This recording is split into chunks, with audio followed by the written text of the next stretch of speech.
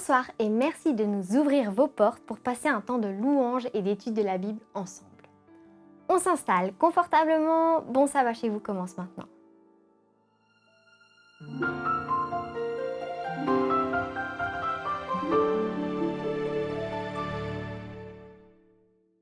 Ravi d'être avec vous pour ce nouveau numéro de Bon Sabbat chez vous. Sachez que vous n'êtes pas seuls ce soir, vous êtes nombreux derrière vos écrans.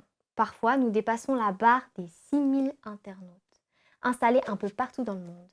Nous voilà donc réunis par la magie d'Internet, mais aussi et surtout par l'Esprit de Dieu qui fait le lien entre nous et avec Dieu.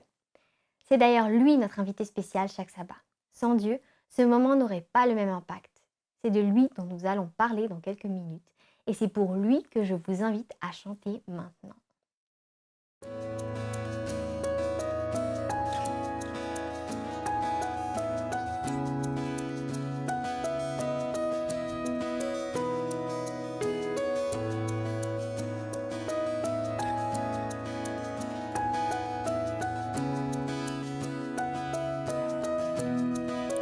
Comment expliquer et comment décrire un amour si grand, si puissant que rien ne peut le contenir.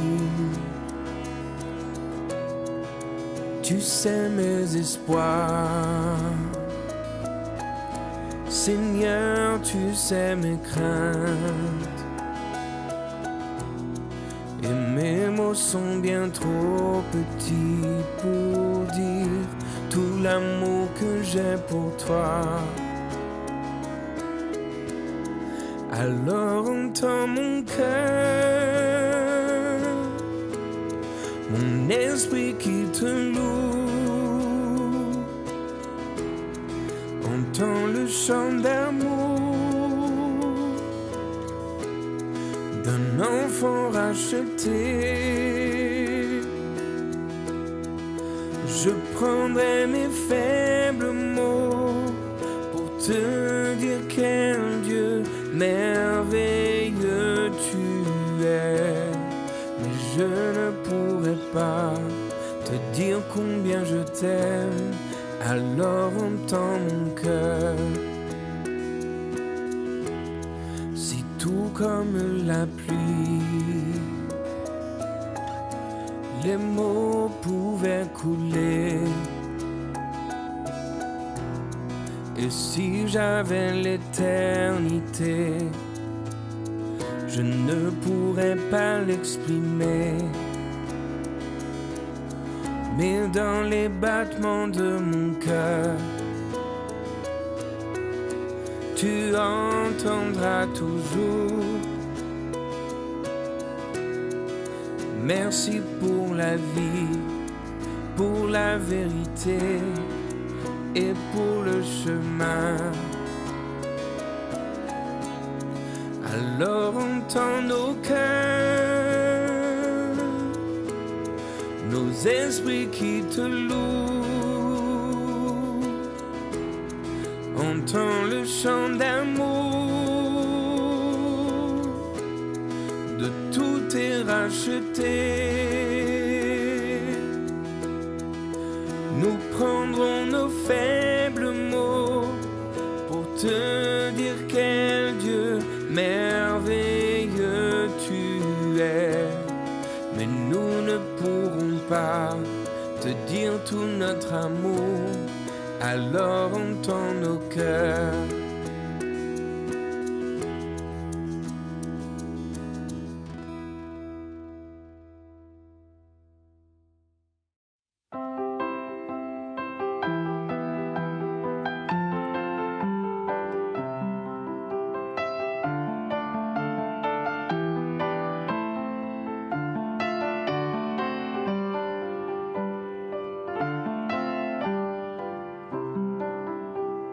Tournez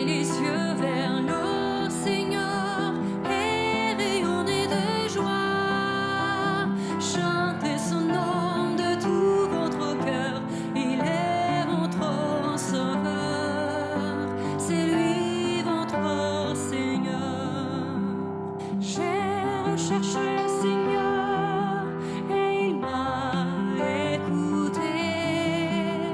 Il m'a guéri de mes peurs et sans fin je le louerai.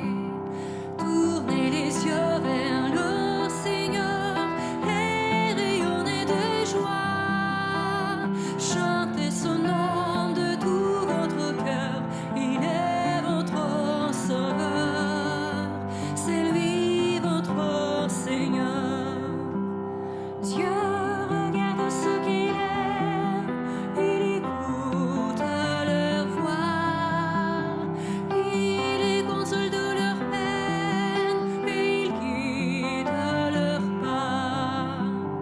Tournez les yeux vers le Seigneur et rayonnez de joie. Chantez son nom de tout votre cœur, il est votre sauveur, c'est lui votre Seigneur. Ceux qui cherchent le Seigneur n'ont manqueront de rien. En lui ouvrant grand leur cœur, ils seront comblés de bien. Tournez les yeux vers le Seigneur et rayonnez de joie. Chantez son nom de tout votre cœur, il est votre sauveur, c'est lui votre Seigneur. Tournez les yeux vers le Seigneur et rayonnez de joie. Chantez son nom de tout votre cœur, il est votre sauveur, c'est lui votre Seigneur.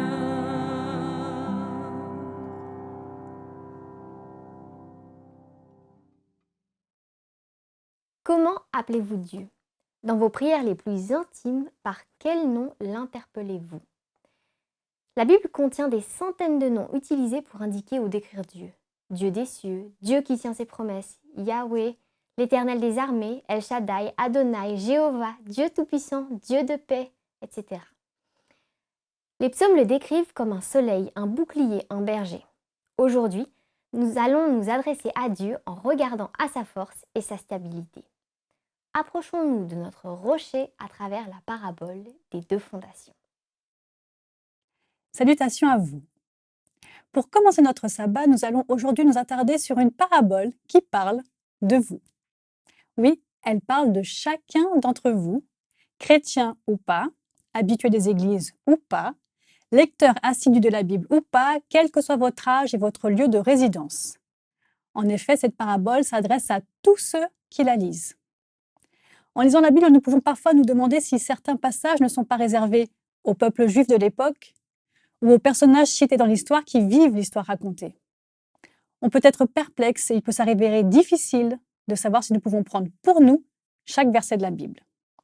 Mais là, dans cette parabole, aucun doute à avoir, elle n'est pas datée dans le temps, elle n'est pas géolocalisée ni restrictive à un peuple ou un personnage. Il est écrit noir sur blanc qu'elle s'adresse à quiconque entend ces paroles. Alors maintenant que vous vous apprêtez à entendre cette parabole, ces quelques versets sont directement pour vous. Je dirais même qu'ils parlent de vous. Prêt pour découvrir l'un des passages où Jésus a parlé de vous? Cela se trouve dans l'évangile de Matthieu au chapitre 7, versets 24 à 27. Écoutez bien. C'est pourquoi quiconque entend ces paroles que je dis et les met en pratique sera semblable à un homme prudent qui a bâti sa maison sur le roc. La pluie est tombée, les torrents sont venus, les vents ont soufflé et se sont jetés contre cette maison. Elle n'est point tombée, parce qu'elle était fondée sur le roc. Mais quiconque entend ces paroles que je dis et ne le met pas en pratique sera semblable à un homme insensé qui a bâti sa maison sur le sable. La pluie est tombée, les torrents sont venus, les vents ont soufflé et ont battu cette maison. Elle est tombée et sa ruine a été grande. Ici, Jésus raconte une parabole qui met en scène quiconque entend ces paroles. Et il va alors nous comparer à un homme ou une femme, ça marche aussi bien sûr, prudent, prudente ou insensé. Je mets le terme parabole entre guillemets Parce que d'habitude, une parabole est une histoire simplifiée, illustrant un message plus profond et un peu caché. Par exemple, dans la parabole du semeur, le message n'est pas évident tout de suite. On n'en comprend pas forcément tout de suite son sens spirituel. D'ailleurs, Jésus a dû l'expliciter à ses disciples, un peu perdus en l'écoutant. Or là, dans la parabole des fondations, le message est clair dès la première lecture. Jésus utilise bien une image du quotidien pour illustrer son propos, comme dans toute parabole. Mais le message final est inclus directement dans l'histoire. Cela me fait penser que Jésus voulait s'assurer que personne ne rate ce message. Certainement pas celui qui la lit. Parce que c'est certainement un message très important et qui plus est, nous concerne tous. Alors il n'y va pas par 4 chemins. Celui ou celle qui écoute les paroles de Jésus et les met en pratique est prudent. Celui et celle qui les écoute et ne les met pas en pratique est insensé. Il n'y a pas de demi-mesure, il n'y a pas de mystère, pas besoin de lire entre les lignes, tout est écrit noir sur blanc. Alors au-delà de ce premier message primordial, voyons quels enseignements nous pouvons trouver dans cette parabole pour notre vie. Je vous en propose ce soir 3. Premièrement, il existe un réel risque à inverser l'ordre des priorités. Jésus utilise donc l'image des fondations. Je ne travaille pas du tout dans le bâtiment, mais je sais que les fondations sont importantes pour qu'une maison ne s'écroule pas. Selon Internet, où on trouve tout, j'ai lu que les fondations d'une maison permettent d'implanter la construction dans le sol. Réalisées après le lessage du terrain, elles doivent être précédées d'une étude du sol pour analyser à quelle profondeur celles-ci doivent être construites. Les fondations d'une maison sont essentielles pour sa solidité et sa stabilité. En résumé, les fondations sont dans les premières choses établies quand on construit une maison. Avant même de choisir le carrelage ou la couleur de mur, ce qui à mes yeux est le plus plaisant, on pose d'abord les fondations. C'est la base. On ne peut pas faire l'impasse de commencer par ça. Cette logique imparable de construction devrait nous enseigner à construire notre propre vie. Alors la question est, sur quelle fondation avez-vous planifié de fonder votre vie? Je m'adresse d'abord aux plus jeunes, mais pas que, mais ces jeunes qui sont aux prémices de leur existence et qui ont des rêves plein la tête pour leur futur. Avant même de choisir la personne qui partagera votre vie, le nombre d'enfants idéal pour vous, et même le métier que vous aimeriez exercer, il est important de poser vos fondations. Et je fais référence là à vos croyances, à vos valeurs, aux instructions de vie que vous décidez de suivre ou pas et qui vont influencer vos choix et les chemins de vie que vous allez emprunter. Et j'insiste sur l'expression « décider de suivre », car il s'agit bien avant tout d'une question de choix. Cela peut sembler anodin, mais pas tant que ça. Avant la parabole des fondations, Jésus énumère, dans Matthieu 7, un certain nombre de préceptes, de lois de vie qu'il nous invite à suivre. Il dit, par exemple, « Tout ce que vous voulez que les hommes fassent pour vous, faites-le de même pour eux, car c'est la loi et les prophètes. » Et ce conseil pourra directement influencer votre mariage futur. Si vous entrez dans une relation amoureuse avec cette façon de faire, vous avez des meilleures chances d'être heureux et de rendre votre compagne ou compagnon heureux. En essayant de vous mettre à la place de la personne que vous aimez et de la traiter de la manière dont vous aimeriez être traité, vous mettez toutes les chances de votre côté pour une relation saine, heureuse et bénie par Dieu. Ceci est un exemple parmi tant d'autres. Et vous vous dites peut-être, mais moi j'ai déjà construit ma vie. Vous êtes peut-être à un moment de votre existence où vous avez déjà pris des grandes décisions fondamentales, telles que votre profession, votre partenaire de vie, votre cercle d'amis ou autre, que sais-je. Mais sachez que la question fondamentale est la même pour la suite de votre parcours. Sur quelle fondation bâtissez-vous votre vie? À chaque étape de notre vie, voire même chaque jour au réveil, posons-nous la question: sur quelles valeurs et quelles croyances vais-je baser mes décisions aujourd'hui? Et il n'y a que 2 réponses possibles. C'est le second enseignement de cette parabole. Oui, il n'existe que 2 options devant nous. Comme la parabole nous le présente, il n'y a que 2 fondations possibles. 2 fondations existantes, la fondation sur le roc et la fondation sur le sable. Jésus ne propose pas de troisième option. Il y a celui ou celle qui entend et met en pratique, celui qui entend et ne met pas en pratique, celui qui reçoit les conseils issus de la parole de Dieu et les suit, celui qui reçoit ses conseils et ne les suit pas. En somme, celui qui obéit et celui qui n'obéit pas. Entre ces 2 options, un fossé, aucune compatibilité. C'est l'un ou l'autre. Jésus n'ouvre pas la voie pour un juste milieu comme parfois cela nous arrangerait. Il existe comme une séparation entre les 2 possibilités et personne ne peut se trouver sur le tracé qui les divise. Ce que je comprends, c'est qu'on ne peut pas obéir à moitié, un peu, ou selon ce que nous considérons juste, faisable, important. Dieu nous le dit gentiment mais clairement, comme à son habitude. Il veut de nous tout ou rien. Pendant longtemps, cette notion d'entièreté m'a gênée. Je ne la trouvais pas compatible avec un Dieu humble et gentleman qui ne force pas la main. À l'église, on m'avait enseigné toute petite le chant que vous connaissez peut-être et qui dit « Toc, toc, toc, quelqu'un frappe à la porte. Toc, toc, toc, quelqu'un voudrait entrer. C'est Jésus qui veut toute la place. Oui, Jésus, tu peux entrer. » Autant laisser Jésus entrer dans mon cœur ne me posait pas de problème, autant je trouvais Jésus gourmand et exigeant de demander toute la place dans le cœur des humains.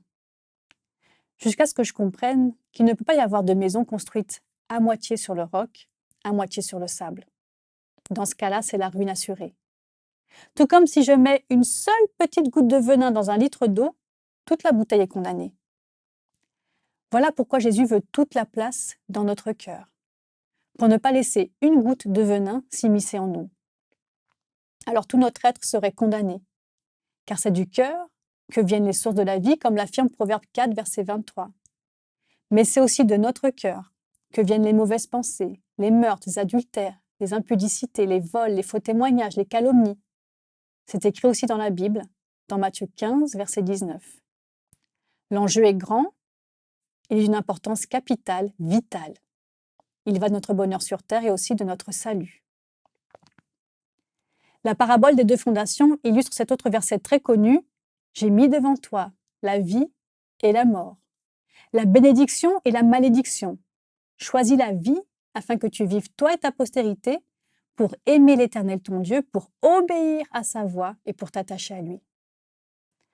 Un choix à faire une bonne fois pour toutes et à renouveler chaque jour, qui est lourd de conséquences.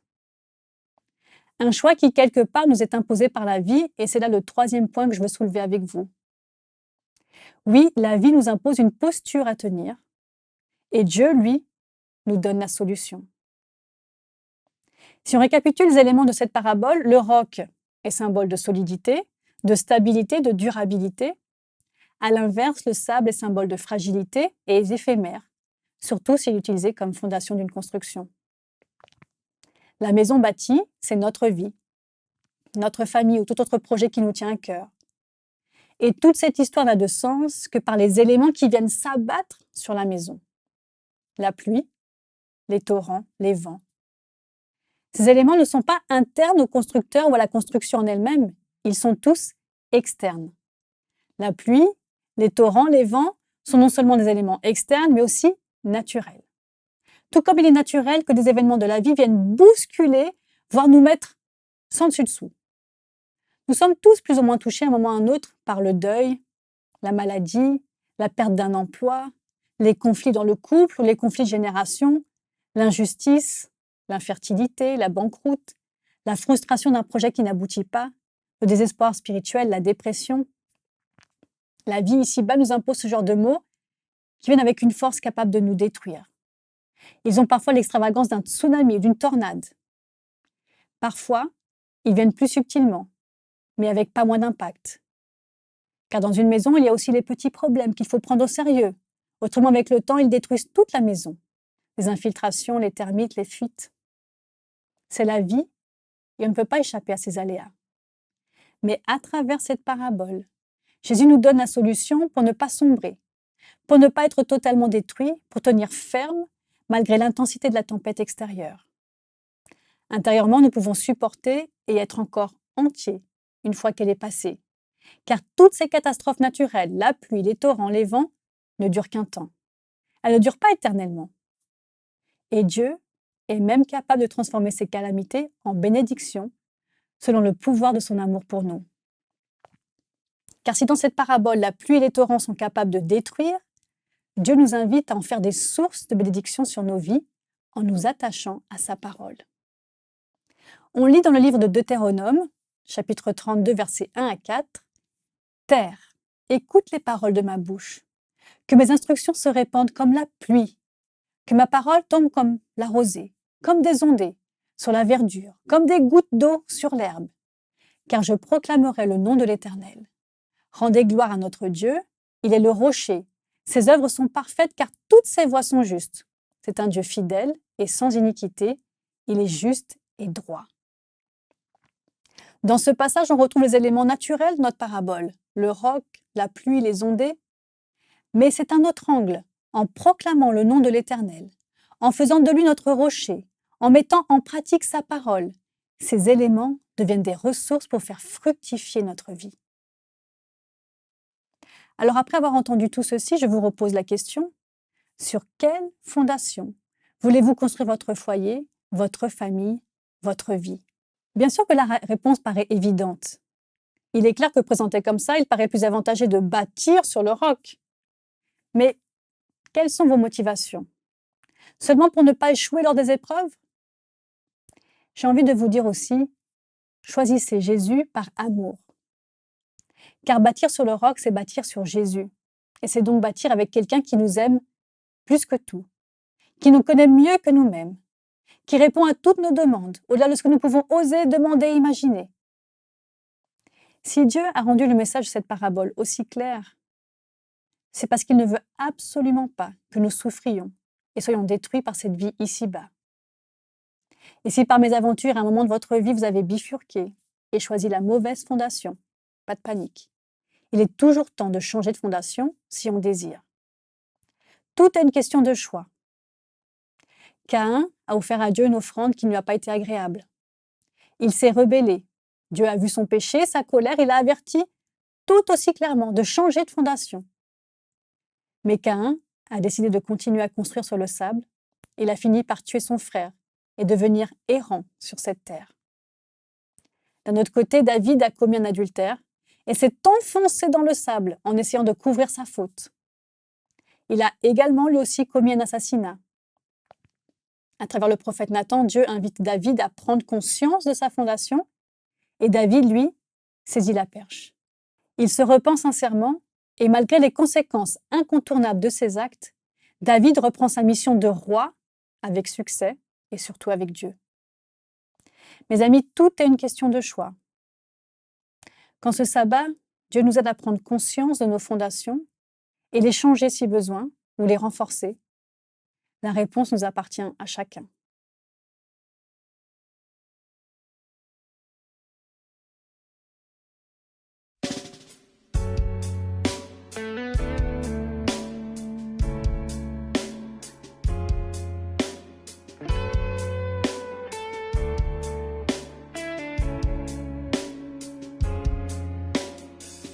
J'avance la pointe du pied pour essayer de ne pas me tromper.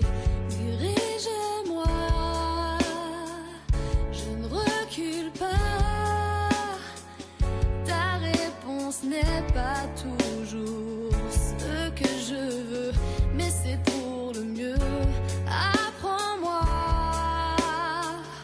à voir comme toi. Tes pensées, tes actions sont souvent contraires à ma façon de voir et de faire. C'est pourquoi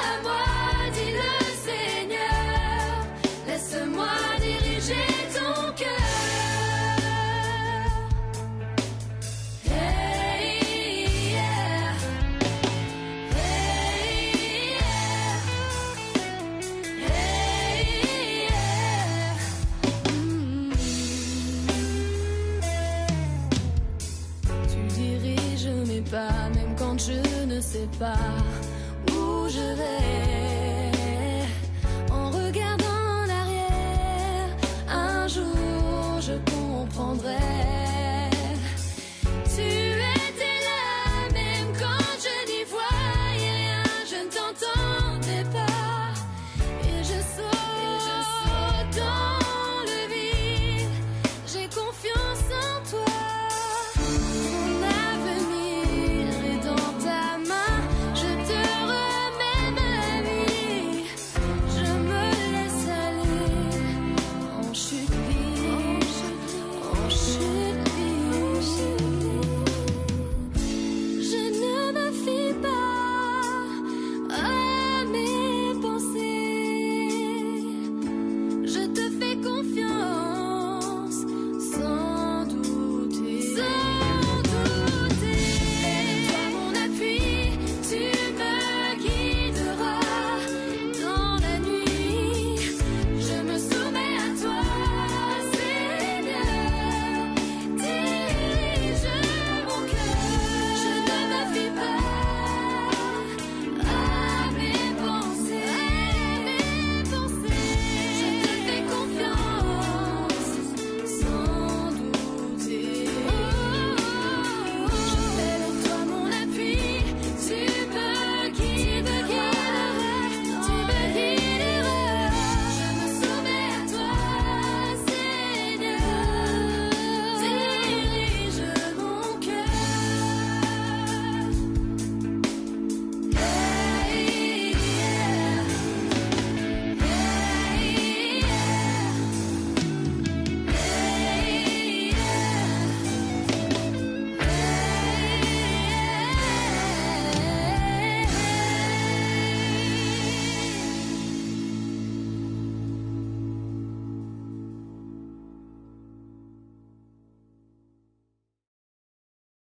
Quelle que soit la météo de votre vie actuellement, tempête de neige, averse, accalmie, soleil ou encore brouillard, un seul nom vous gardera calme et solide, Dieu notre rocher. En ce sabbat, remercions Dieu pour son caractère qui ne change pas et prions pour qu'il nous aide à construire notre vie sur le roc en suivant ses voies. Si vous pensez que ce message peut également faire du bien à quelqu'un que vous connaissez, alors partagez sans tarder cette vidéo avec elle. Je vous invite aussi à aimer cette vidéo et à vous abonner à la chaîne YouTube Espoir Média qui produit cette émission. Cela incitera YouTube à proposer notre contenu spirituel avec un maximum d'internautes. Et qui sait, cela pourrait changer une vie. Tout comme les dons que vous faites au Centre Espoir Média via DonorBox et qui permettent d'avancer toujours plus dans sa mission d'évangélisation.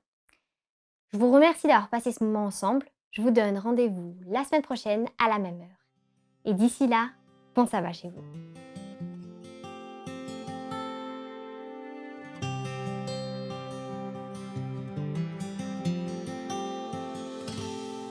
Souviens-toi du sabbat pour le sanctifier,